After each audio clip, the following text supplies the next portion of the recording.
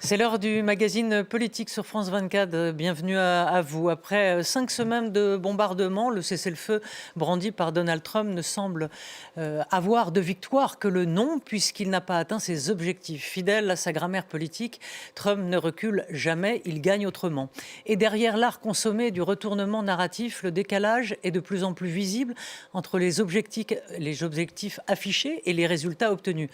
C'est-à-dire pour l'instant un cessez-le-feu fragile avec un Iran qui impose son trajet dans le détroit d'Ormuz.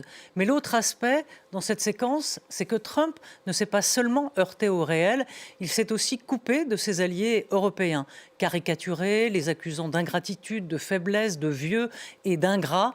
L'Europe pour Donald Trump n'est pas un partenaire, mais un acteur suspect, inutile et lâche, et qu'il y répondra le temps voulu.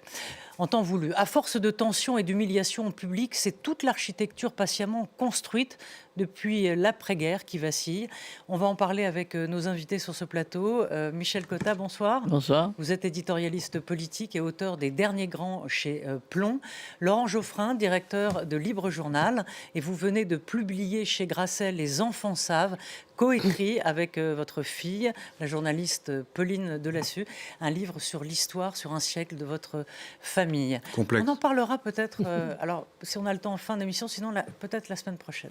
Catherine Tricot, directrice de la revue Regard, bonsoir à vous et bonsoir, bienvenue. Catherine. Et Stéphane Vernet, bonsoir à vous. Bonsoir. Vous êtes éditorialiste à Ouest France. On commence par le Liban, écrasé hier sous un tapis de bombes faisant plus de 200 morts. Israël continue ses frappes et indique que le cessez-le-feu en Iran n'inclut pas le Liban. L'armée israélienne a mené des frappes intenses contre le Hezbollah. On écoute le ministre des Affaires étrangères, Jean-Noël Barrot. Les attaques sont d'autant plus intolérables qu'elles fragilisent le cessez-le-feu temporaire qui a été trouvé hier entre les États-Unis et l'Iran. L'Iran doit cesser de terroriser Israël par l'intermédiaire du Hezbollah qui doit être impérativement désarmé, rendre ses armes à l'État libanais. Mais non, le Liban ne doit pas être la victime expiatoire d'un gouvernement contrarié parce qu'un cessez-le-feu a été trouvé entre les États-Unis et l'Iran. Et la destruction du Liban, la destruction de l'État libanais ne détruira pas le Hezbollah, au contraire, elle la renforcerait. Le ministre parle d'un gouvernement israélien contrarié par le cessez-le-feu en Iran et sans doute surtout, Laurent, peut-être contrarié aussi, car les mollahs sont toujours en place en Iran. Il y a un moment, on se demande si cette guerre a servi à quelque chose. Les guerres ne sont jamais positives, c'est pas ce que je veux dire. Mais il s'agissait de changer de régime. Oui, on a changé de régime, ils sont encore plus durs qu'avant. Ouais. Il s'agissait d'éliminer les missiles. Il y en a toujours autant. Il y en a moins dans les stocks, j'imagine. Mais enfin, ils sont capables d'en envoyer. L'affaire du nucléaire, on est dans le brouillard complet parce qu'on ne sait pas s'il y a des combustibles enrichis ou s'il n'y en a pas, on ne sait pas où ils sont et personne ne peut aller inspecter sur place. Et quant à la région, elle est à feu et à sang. Et Trump présente comme une victoire à l'ouverture du détroit d'Ormuz. Mais il était ouvert avant la guerre. Oui. Donc c'est pas une victoire, ça. C'est une bêtise empêchée, quoi. Ça ne veut pas dire que le régime des mollahs avait raison et qu'il fallait rien faire. C'est pas du tout mon opinion. Et entre les deux, victoire des mollahs ou victoire de Trump, à tout prendre, je préfère une victoire de Trump.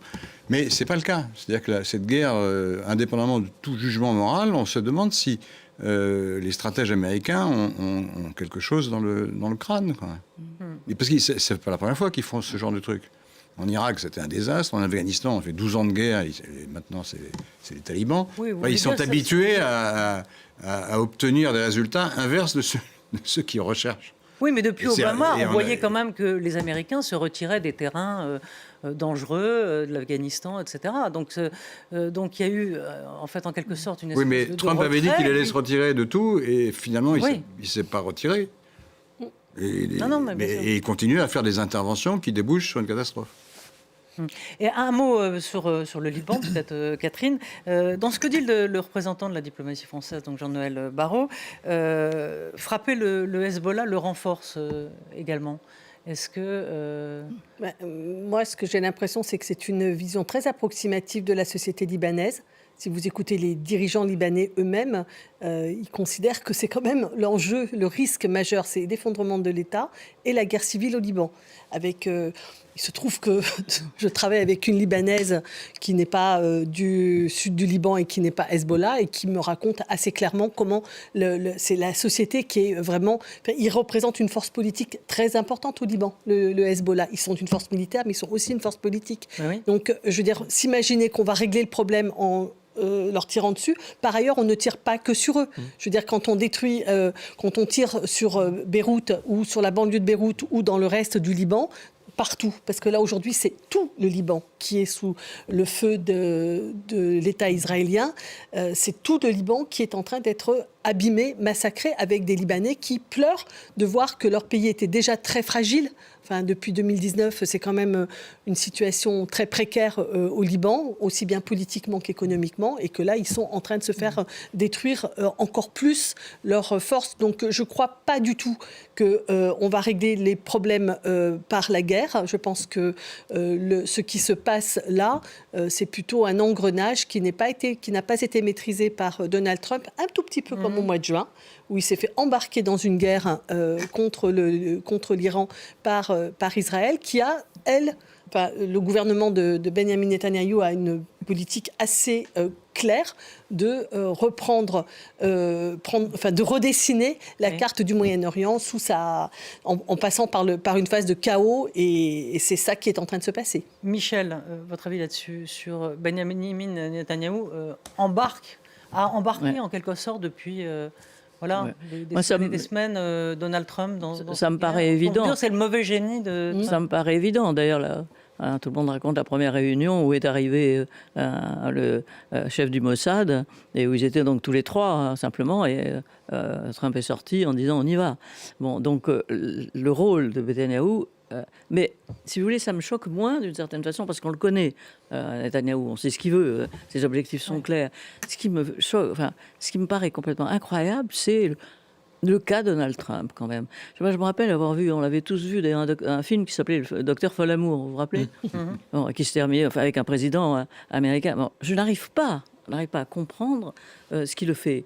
Ce qui le fait agir, ce qui le fait changer d'objectif. Alors, on peut se dire, dans un premier temps, je me suis dit avec sincérité, après tout, le flou, c'est très bien pour l'adversaire, le flou, c'est formidable, il intervient. Mais là, c'est pas le flou, c'est le fou. C'est-à-dire, c'est vraiment des changements de stratégie permanents. Plus personne ne croit à ce qu'il dit. De toute façon, s'il dit quelque chose, il dit le contraire après. Alors ça, Netanyahou a sans doute réussi au-delà de ses espérances, mais sans doute ne s'attendait-il pas lui-même, Netanyahou, à ce que Donald Trump dérape sur un problème mondial. Je sais pas, il y a des années, quand on parlait d'envahir l'Iran, tout le monde disait attention, l'Iran c'est très compliqué, ils sont tous enterrés, ils sont très nombreux, c'est pas possible, l'Irak à la rigueur, mais l'Iran... bon, au moins ça méritait un peu plus de réflexion que celle qui le conduit à dire après. Ah ça, alors vraiment, je ne m'attendais pas, je suis très étonné à ce qu'ils attaquent les bases d'Arabie Saoudite. Mais comment, il n'y a pas pensé avant? Je veux dire, de temps en temps, on est quand même pris de stupeur en disant, mais il n'avait pas pensé avant, des trois d'Ormuz, il n'avait pas... Or, sans doute les Américains, les troupes, les généraux américains y ont pensé, mais pas lui. Voilà, ça paraît quand même presque trop énorme pour être vrai, quoi. C'est un personnage, pas de roman, mais de drame, trop beau pour être vrai.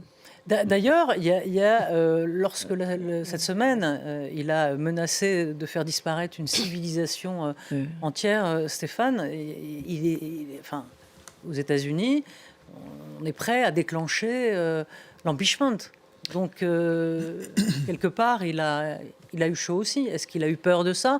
Pour ça qu'il a transformé ce cessez-le-feu en victoire? Alors, est-ce qu'il a eu peur de ça? Je ne sais pas. Ce qui est sûr, c'est qu'en fait, quand vous avez un président, la première puissance mondiale, qui dit qu'il est prêt à éradiquer une civilisation en 4 heures, détruire l'Iran, enfin voilà, qu'on lui dit...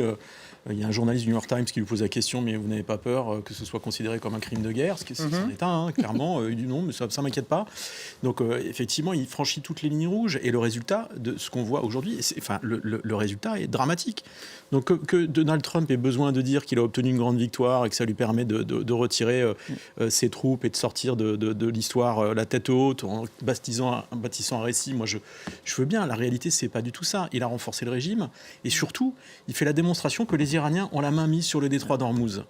En fait, ça veut dire que les Iraniens, aujourd'hui, ils ont le doigt sur la jugulaire de l'économie mondiale. Vous avez 20% du pétrole et du gaz naturel qui sont exportés, qui circulent dans le monde, qui passent par le détroit d'Ormuz.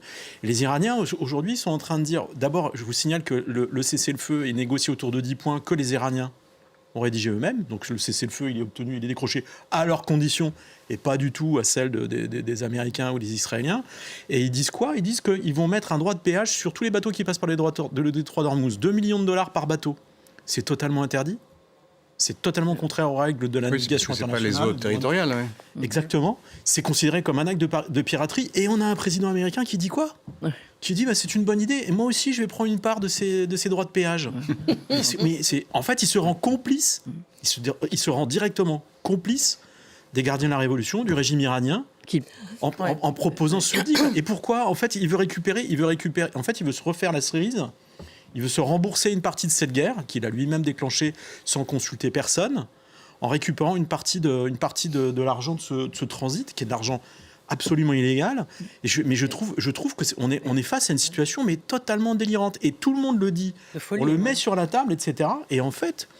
ça passe crème, c'est-à-dire tout le monde fait comme si tout ça était normal. De toute manière, tout le monde s'assoit sur le droit international aujourd'hui. Mais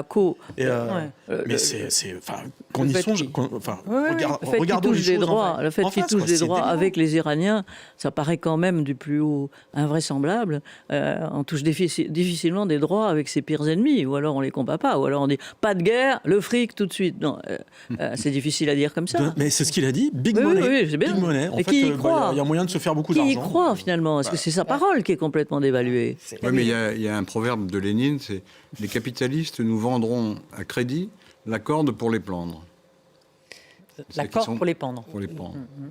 Ça veut dire ils sont prêts pour n'importe quoi de dédier de l'argent. Oui, pourvu qu'il y ait... Moi, ce qui me frappe aussi quand même dans la séquence qu'on vient de vivre, c'est justement ce que vous veniez de rappeler, c'est-à-dire qu'il a menacé de destruction une civilisation et il a carrément tenu des propos génocidaires. Et je pense que c'est quand même... On assiste à une dégradation très grave, à mon avis, des repères de ce qui est possible de penser, de menacer. C'est-à-dire que là, il faut se dire que ce qui s'est passé depuis le 7 octobre dépasse déjà complètement ce qui est admissible à Gaza notamment. C'est-à-dire, d'une part, le matraquage systématique de toutes les infrastructures et de la vie possible à Gaza. Mais on a laissé faire et maintenant, on a un président des États-Unis qui menace, qui ouvertement une civilisation, c'est-à-dire qu'en fait, on passe des stades et des caps dans le vocabulaire international, dans le niveau des menaces qui est très dangereux. C'est-à-dire que en fait, on ne sait plus à quoi se rattacher. C'est très déstabilisant et ça veut dire qu'il n'y a plus de limites. Si ce que je veux dire par là, c'est que ce qu'on a toléré aussi hier avec Israël à Gaza, je pense que ça a des conséquences extrêmement graves sur la démoralisation, au sens de la perte de morale des relations internationales et des discours légitimes. Alors, c'est vrai qu'on va parler du rapport maintenant de Donald Trump avec les alliés européens. Alors, Donald Trump avait promis l'enfer aux Iraniens, mais l'enfer se referme en quelque sorte sur Donald Trump qui s'est mis à dos quasiment toutes les démocraties, sauf ce qu'on appelle les démocraties libérales, comme peut-être la Hongrie, qui est aujourd'hui jusqu'à après-demain, jusqu'à dans 2 jours peut-être. Ah oui, on ne sait pas, on verra. Donc ces alliés et même certains nationalistes ont pris des distances avec Donald Trump. Donc aujourd'hui, c'est un homme qui est quasiment seul. Donald Trump ? C'est vrai, il est seul, mais son armée représente la moitié de toutes les forces militaires mondiales. Donc il est quand même un peu aidé, quoi. Et d'ailleurs, ça explique l'hubris. Il pense que la puissance résout tout, quoi. Le droit international, c'est pour les échevelés des droits de l'homme, tout ça, les gens en sandalettes, ce genre-là, quoi. Et donc, les gens sérieux, c'est le rapport de force. Et donc, comme il a la force, et ça, c'est indiscutable, et militairement... C'est un peu comme Netanyahou, d'ailleurs, il a la puissance militaire régionale qui est irrésistible quasiment, à cause de cette domination totale de l'espace aérien. Et donc il pense qu'il peut faire n'importe quoi. Alors peut-être qu'il soit fou ou pas, je ne sais pas. C'est pas encore, on n'a pas la preuve. Il y a des symptômes. On ne l'aura pas, à mon avis. Il y a des symptômes. Mais enfin, il y a plusieurs représentants, députés américains qui le pensent sérieusement, qui le disent officiellement. Bah oui, ils le disent. Ouais. Même des C'est un républicains. problème.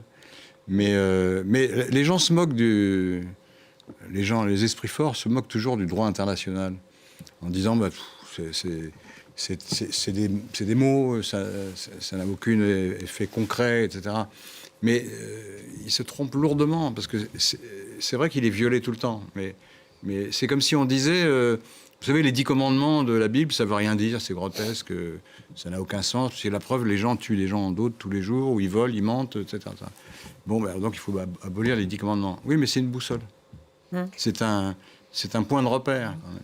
Et donc, plus on est éloigné, plus on doit engendrer l'opprobre du reste du monde. Alors évidemment, si on dit il n'y a plus de boussole, il n'y a plus rien, il n'y a plus de principe, il n'y a plus que les rapports de force. Et on voit que les rapports de force, cette logique des rapports de force, aboutit en fait, au moins une fois sur deux, à un désastre. C'est-à-dire que, comme on croit qu'on est tout puissant, on pense que c'est le bon moyen de résoudre les problèmes. Donc le bon moyen d'empêcher les Iraniens d'avoir la bombe, c'est de les bombarder. Et ça va pas marcher. Non. Voilà, parce qu'ils sont enterrés et maintenant c'est sous des gravats. On ne sait pas si c'est dangereux ou pas. On est dans le brouillard, alors que on se moquait du traité, de l'accord, donc selon le droit international qui avait été passé par Obama avec les Mollahs. Au moins, il y avait des inspections de l'Agence internationale de l'énergie. Alors on disait oui, mais ils en ont d'autres. Mais vous croyez qu'aujourd'hui, après avoir été bombardés, ils vont arrêter de penser à avoir l'arme nucléaire? C'est le contraire. Ils ont bien compris que s'ils avaient eu l'arme nucléaire, on ne les aurait pas bombardés comme ça. Donc leur premier but, ça va être de la récupérer ou de la fabriquer. Et comme il n'y a aucune inspection, comme il n'y a rien, on ne peut pas y aller, etc., eh ben, ça sera plus facile qu'avant. Et sur ces coups de boutoir contre l'OTAN, Michel, signe-t-il la fin de l'alliance transatlantique? C'est-à-dire qu'en quelque sorte, à force d'être maltraité, un allié finit toujours par apprendre à se passer de vous? Oui, certes, mais le problème, c'est comment se passerait-on si facilement, toute l'Europe, de l'OTAN? Oui. Faut beaucoup d'argent. C'est les Américains qui savent faire le commandement. Non, c'est pas seulement ça. Il faut beaucoup de temps et beaucoup de moyens. Il faut beaucoup d'armes. Il faut un budget d'armement considérable. Bien sûr que ce serait bien que l'Europe ait son identité et sa façon de... Il joue sur la crainte des Européens d'être lâchés. Oui, mais il faut donc beaucoup d'argent. Et finalement, j'ai cru comprendre que l'Europe était plutôt en train de compter ses sous que de les dépenser. Bon, donc déjà, c'est autre chose. Et ensuite, c'est quelque chose de très difficile à faire, de refaire complètement une alliance différente à une alliance qui existe déjà depuis longtemps, et que Trump a contribué à fragiliser, parce que c'est pas l'Europe pour le moment qui a vraiment fragilisé l'OTAN. C'est le président qui ne cesse pas de faire du chantage sur l'OTAN. C'est le président américain qui ne cesse pas de faire du chantage sur l'OTAN. Alors, je ne sais pas ce qui va se passer, je ne sais pas comment... Pour l'instant, il n'en parle plus, mais c'est comme le Groenland. Hein. Oui, enfin, il devait on voit bien que sa feuille de route est erratique. Il commence par le Groenland, il finit par non, c'est tuer une civilisation. Par la guerre en Iran. Bon, donc... Moi, encore une fois, je fais partie des gens qui pensent que ce serait bien que l'Europe ait une défense à elle seule. Est-ce que c'est le moment d'y arriver? Je ne suis pas sûr que ce soit dans les meilleures conditions, quand même. Dans les difficultés qui s'ajoutent, c'est qu'il ne faut pas simplement le vouloir pour le pouvoir, il faut aussi pouvoir avoir des armes. Or, actuellement, les armes, on les achète aux États-Unis, c'est-à-dire qu'ils en gardent le contrôle. Parce que c'est ça qui se passe, c'est-à-dire qu'avec... Oui, ça, c'est pas sûr. Hein, parce que... c'est bien notamment, je disais que ça prendrait du temps, parce qu'on peut à la rigueur concevoir de nouvelles armes. Non, mais acheter des armes, une vingtaine d'années. Oui, mais tous les jours. Oui, non, mais par exemple... Ceux qui vous la vendent ne vous empêchent pas de l'utiliser. Eh ben, si. Par exemple, pour ce qui concerne l'arme nucléaire anglaise, elle est sous double pilotage avec les Américains. Pour ce qui concerne les avions qui ont été achetés par les Polonais aux États-Unis, ce sont des avions qui ne décollent que si les Américains l'autorisent. Oui, mais ça veut dire... Ça suppose La France fabrique. Pardon, je termine. La France fabrique ses armes et elle en décide seule de son usage, mais ce n'est pas le cas des armes qui sont achetées par les autres pays européens. C'est vrai. Pour un certain nombre d'entre elles qui restent, vrai, mais- les armes qui ont des composants informatiques restent sous contrôle américain. Ça veut dire qu'il ne faut pas simplement... Il faut d'autres armes, c'est tout. Il faut d'autres... Voilà, c'est pour ça que vous rejoins Oui, mais- tout à fait, c'est que c'est une stratégie de long terme. Imaginons qu'en cas de conflit grave, on est attaqué, l'Europe est attaquée, que les Américains nous empêchent d'utiliser leurs armes, ça me paraît invraisemble. Invraisemblable. Ouais. Premier point. Deuxième point, s'ils font ça une fois, évidemment, ils n'auront plus jamais de clients. On ne va pas acheter des armes à quelqu'un qui, au moment où l'ennemi arrive, qui vous dit non, maintenant vous ne pouvez pas vous en servir. On ne peut pas, ça. Donc c'est pas dramatique de ne pas avoir toutes les armes du monde. En plus, ça coûte très cher. Mais effectivement, ce qui serait souhaitable, c'est d'avoir l'indépendance stratégique. Mais l'indépendance stratégique, ça veut dire qu'on ait un commandement européen unique. Hein. Et deuxièmement... On fait ça, on sait, Comment on sait pas faire.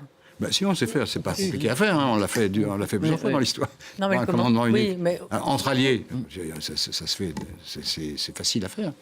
L'autre oui, affaire, oui. c'est qu'il faut dégager des ressources budgétaires très importantes pour faire ça, dans tous les pays européens. Au moment même où tout le monde dit il faut empêcher le prix de l'essence d'augmenter, il faut mettre de l'argent sur l'agriculture, et l'éducation ça va pas, etc. Toutes choses vraies d'ailleurs. Mais il faudra convaincre les opinions que c'est une question de vie ou de mort et qu'on a besoin de se défendre nous-mêmes parce qu'on ne peut plus compter sur le parapluie américain. Alors, moi, je pense que la difficulté est là, mais on y va tout droit. Et moi, je pense que l'Europe est prête à développer sa propre défense et à l'assumer seule. Et c'est ce qu'on Pensez est en qu'elle en train est de vivre. capable. Mais alors, Mais à quel ce qu'on est en terme train de vivre, va tout accélérer. Si vous voulez, Donald Trump a tué l'OTAN en fait. Il l'a tué. En fait. Dans ce qui s'est passé avec l'Iran, c'est quand même assez formidable. Lui, sa façon de voir les choses, il dit les Européens, vous m'avez trahi, on ne peut pas compter sur vous. Je m'engage dans un conflit avec l'Iran. Vous devriez tous, au titre de l'article 5 du traité de l'Atlantique Nord, etc., vous investir à mes côtés. Hein. Sauf qu'en fait, cette solidarité entre les pays, elle n'intervient que C'est un en pays qui est défense. attaqué. Exactement. Et là, c'est pas un pays qui est, enfin, c'est pas les États-Unis qui sont attaqués. C'est les États-Unis qui se jettent sur un pays, qui décide de l'attaquer tout seul sans consulter personne.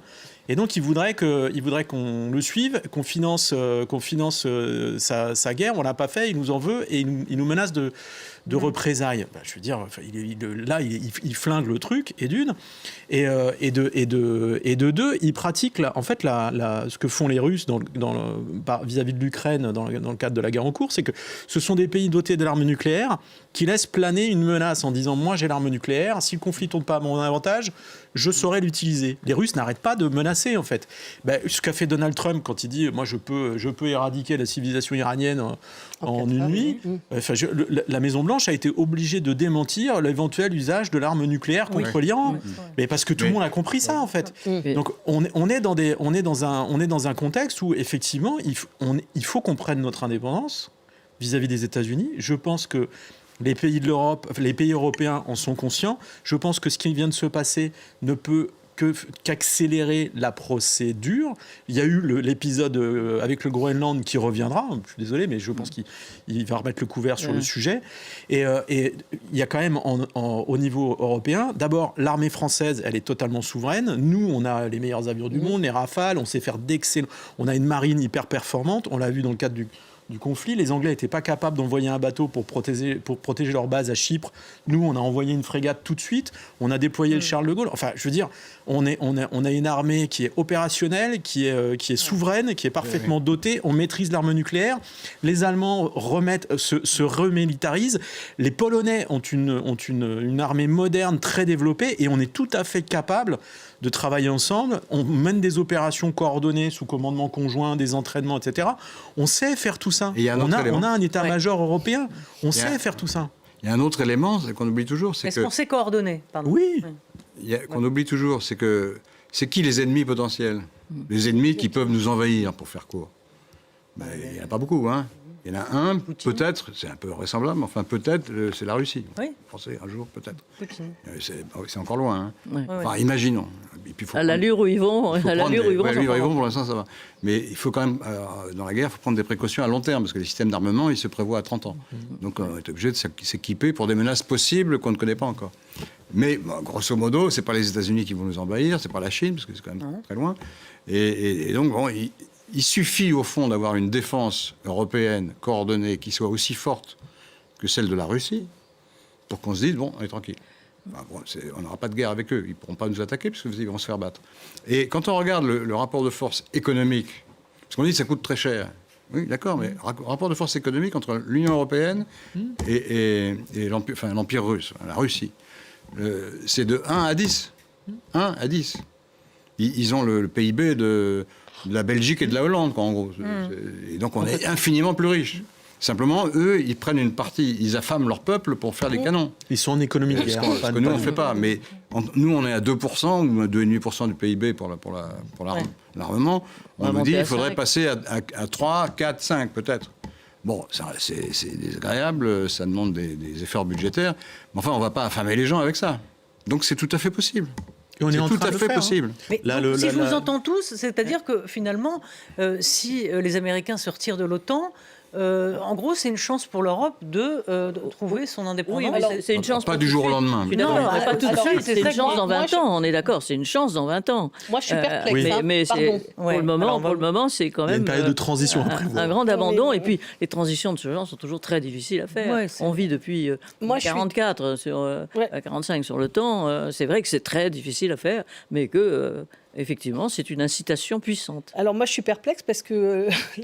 Moi aussi. Oui, ce que vous dites depuis tout à l'heure, Rosine, c'est-à-dire qu'en fait, il y a un problème, c'est qu'il faut avoir une politique commune, en fait. Il faut avoir des objectifs communs.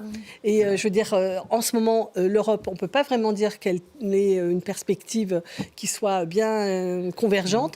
Et la période d'incertitude politique que traverse l'Europe dans les différents pays, pas simplement en tant qu'union, mais aussi pays par pays, rend assez compliqué l'idée qu'on va déterminer une politique en commun. Et j'ajoute que, par exemple, l'objectif que vient de se donner l'Allemagne, qui est de reconstituer la plus grande armée conventionnelle, c'est-à-dire pas l'arme nucléaire, mais la plus grande armée conventionnelle d'Europe, bon... Je ne suis pas sûre que ce soit super enthousiasmant comme perspective. Je regrette quand même. Je sais bien que tout le monde, on regarde toujours les choses dans la décennie que l'on vient de vivre. Mais enfin, notre histoire nationale de nos rapports avec l'Allemagne ne sont pas que des histoires de longs fleuves tranquilles. Et que donc que l'Allemagne soit la puissance militaire européenne. Oui. Après une longue séquence pacifiste. Oui, mais oui, ils n'ont pas eu le droit de se réarmer après la Seconde Guerre mondiale. Et là, ils ont décidé qu'ils se le prenaient le droit et qu'ils allaient reconstruire la première puissance stratégique. Je pense que je crois vraiment que c'est plutôt l'objet, ça peut plutôt faire l'objet de tensions entre nos deux pays plutôt que de calmer le jeu. Je ne crois pas que ce soit une bonne idée. Si personne n'a d'armée, alors la chose est complètement réglée.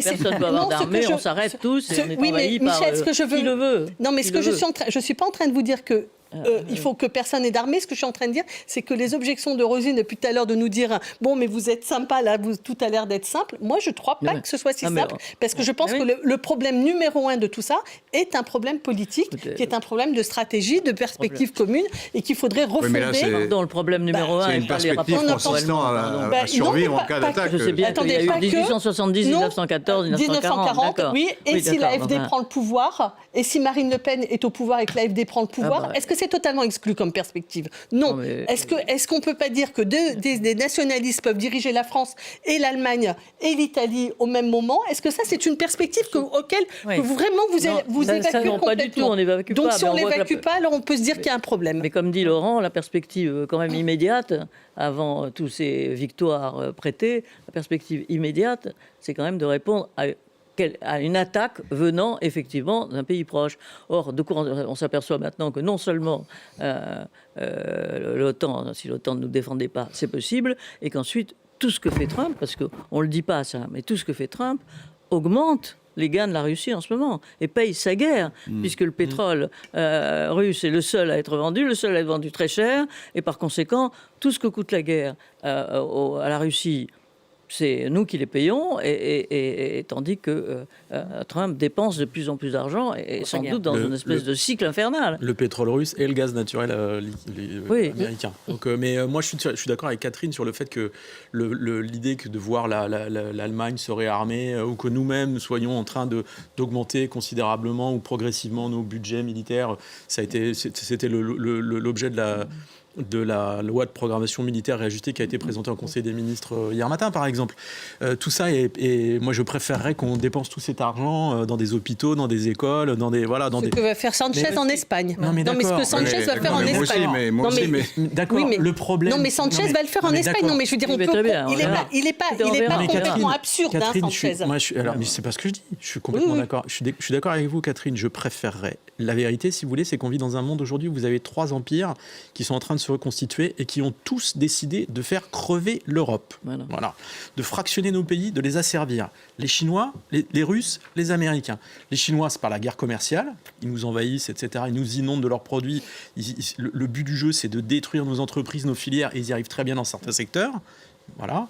Les Russes, ils sont plutôt dans une approche militaire et politique. Ils veulent tuer la démocratie, ils s'en cachent pas. Et les Américains, en fait, c'est une espèce de truc hybride où ils font les 3 à la fois. C'est-à-dire qu'ils nous mènent à la fois une guerre commerciale, ils nous menacent militairement, et en fait, ils interviennent dans notre espace pour faire triompher des forces d'extrême droite, pour détricoter l'Europe. Je veux dire, si on ne fait rien par rapport à ça, on peut se dire, voilà, cet argent, plutôt que de mettre de l'argent dans des canons, des munitions, on ferait mieux de le mettre dans l'enseignement et les hôpitaux. Le problème, c'est qu'à un moment, en fait, si on n'est pas capable d'assurer, de coordonner notre défense, ils vont nous bouffer. On s'en sortira pas. Non, mais faire quelque chose, Si vis pacem parabellum, on n'a pas le choix. Enfin, je suis désolé. Est-ce que faire quelque chose, c'est forcément s'armer? Ce que je veux dire, c'est que reconstituer... En cas de guerre, oui. Pardon, je termine.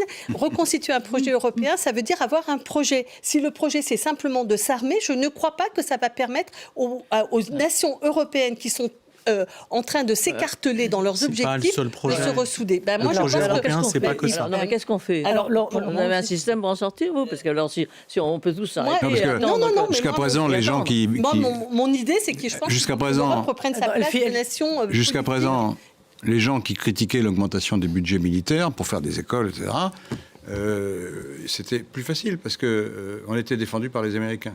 C'était les meilleurs pro-américains, d'ailleurs. Des gens qui disaient, non... Comme les Américains nous défendent, on ne va pas faire des champs d'assaut, c'est ridicule. On ne peut plus compter sur eux.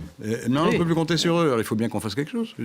En plus, encore une fois, ce n'est pas du tout hors de notre portée, parce que s'il fallait consacrer la moitié du budget de la France à la défense, je comprendrais, mais il s'agit de l'augmenter d'1 ou 2 points de PIB. C'est de l'argent, évidemment. Parce que là, on parle de ça, de cette rupture. C'est un effort sur 30 ans.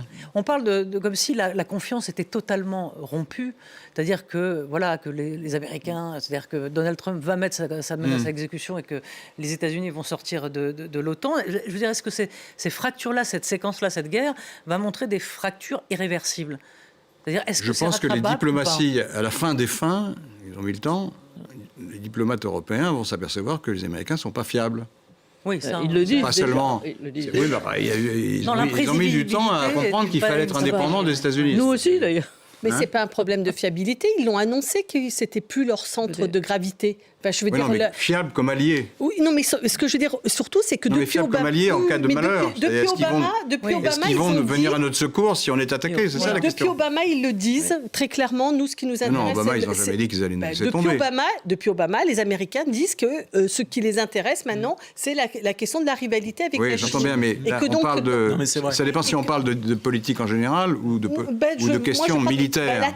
La totale, pour moi. Non, mais chaque chose mérite un traitement particulier. Sur l'ensemble, à la guerre, il faut avoir des alliés. Les alliés, ils doivent nous aider. Les Américains vont se désengager de l'OTAN depuis Obama. Trump ne vient pas de le dire depuis Obama. Et tout à l'heure, on voyait derrière sur votre écran J.D. Vance. Moi, je crois que J.D. Vance, il se peut qu'il devienne président des États-Unis avant l'heure, puisque s'il y a impeachment de Trump, c'est lui qui prendra la direction du pays. C'est un nationaliste. Lui qui était apparemment contre la guerre. Bon, il le dit pas officiellement. Absolument. Il est allé le plus loin possible. Il est allé promesse américaine, c'est un c'est ce qui est nationaliste, révélé, ouais. isolationniste. Il n'a pas du tout l'intention. Alors, c'est vraiment pas lui qui va renverser la Oui, voilà. vapeur dans ce sens. Il va donner certainement de la stabilité dans la position américaine, mais la position américaine, c'est de changer son pôle d'intérêt. Moi, je crois On est que... d'accord là-dessus. Mais C'est c'est- justement oui, mais pourquoi. on est donc tous c'est pour d'accord ça qu'il faut là-dessus. s'armer. Même on le Non, pense. moi, je ne le crois pas.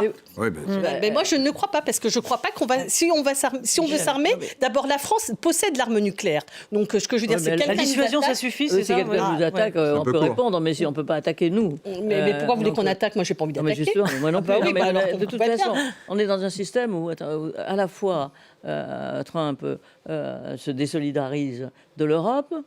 Et vous vous dites, et l'Europe n'est pas solidaire.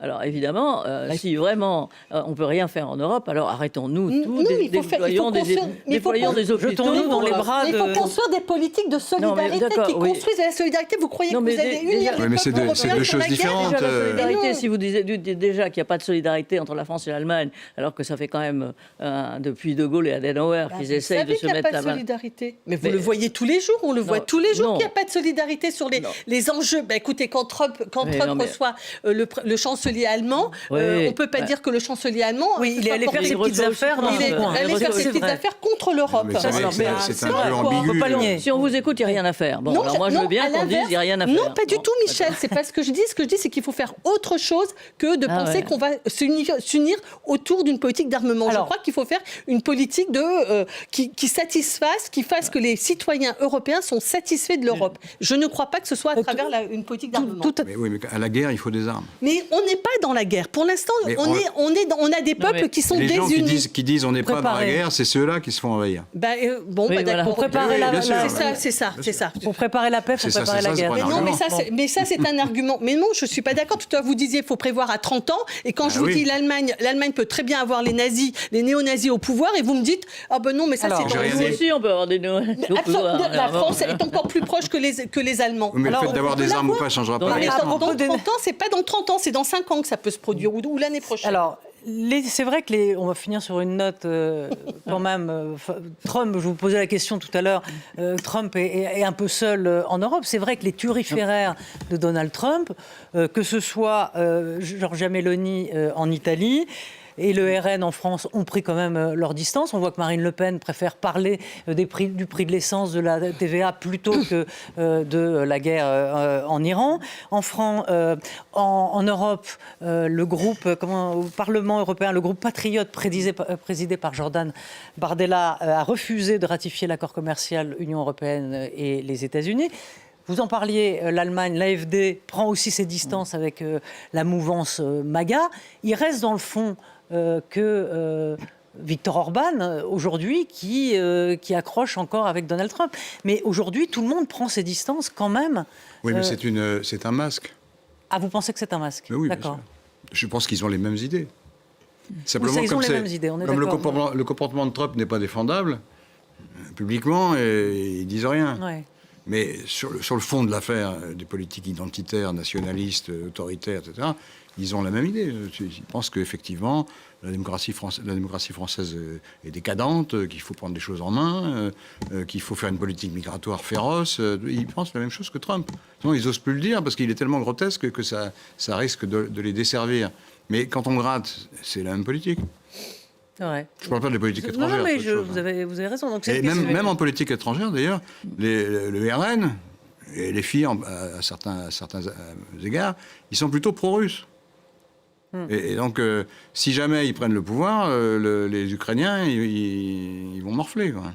C'est un des enjeux de l'élection de l'élection présidentielle qui vient. présidentielle. Mais de toute façon, moi, je trouve que Trump avait dans la première cible, moi c'est ce que je me suis dit avec l'histoire des droits de douane dès le début, la première cible, c'était l'Europe. Au fond, qu'est-ce qu'il s'est dit? Il n'avait pas envie de participer à la guerre aux côtés de l'Ukraine. La Chine, c'est loin et c'est pas pour tout de suite. On voyait bien que sa première cible, alors il en est après rabattu un peu, c'était On est- l'Europe. Et je continue à penser que sa première cible est l'Europe. parce que c'est l'Europe la pas plus les Chinois facile. C'est pas La les plus Chinois. Parce facile. que Non, mais ça veut c'est dire loin, que si les on est une Chinois. cible, on leur Les fait Chinois, peur. C'est les pas le Chinois, cas. ils sont grands, ils sont vraiment. Moi, je veux bien qu'on attaque les Chinois, mais enfin, ça ne doit pas être dans la première perspective de la fin du règne de Trump, quand même. Bon, tandis que sa première perspective, c'est effectivement d'affaiblir l'Europe pour, quitte à renforcer son commerce, quitte à larguer l'ensemble qui trouve le plus facile à dessouder, quoi. Voilà. D'accord. Et à dissoudre. Laurent, moi je pense que vous avez raison de dire que sur le fond, ils sont sur la même, c'est la même famille politique. C'est l'extrême droite américaine, italienne, française, allemande, etc. Ceci étant, dans leur politique, il y a aussi la volonté d'affirmer un nationalisme. Et c'est ça qu'ils sont aussi en train de jouer. C'est-à-dire qu'ils sont en train de nous Leur dire... politique. Tous ces groupes d'extrême droite affichent... Oui, mais Trump leur... aussi. Oui, bien sûr. Bien sûr, mais ce que je veux dire par là, c'est que quand ils se désolidarisent de Trump, c'est d'une part parce que vous avez raison que c'est quand même pas très bien porté d'être pro-Trump en Europe, mais que par ailleurs, ça leur plaît de raconter qu'ils sont les défenseurs des intérêts français contre les français. États-Unis. C'est en ce sens que je dis, c'est aussi ça sert leur discours nationaliste. Merci à tous. Je vous rappelle le titre de votre livre qui vient de sortir, Laurent Geoffrin, Les enfants savent, coécrit avec votre fille chez Grasset, l'histoire d'un siècle de votre famille, sur un siècle. Michel, Les derniers grands chez Plomb.